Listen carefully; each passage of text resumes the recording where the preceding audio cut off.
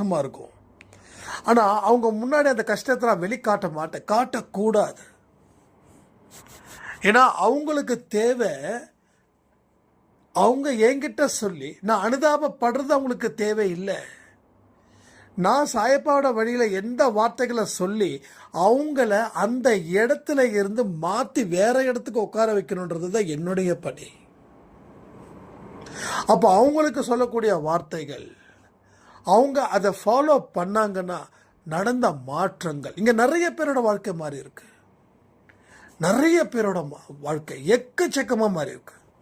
ஒரு சாய்ராம் அன்பே சாயில் இருக்கிறவங்க வாழ்க்கையில் ரொம்ப அடிபட்டு மிதிப்பட்டு வாழ்க்கை முடிஞ்சிடுச்சுன்னு நினச்சி வாழ்ந்துக்கிட்டு இருக்கும்போது அவங்களுக்கு என்னுடைய நம்பர் அன்பே சாயில் கிடச்சி அவங்க தொடர்ந்து எனக்கு ஃபோன் மேலே ஃபோன் பண்ணி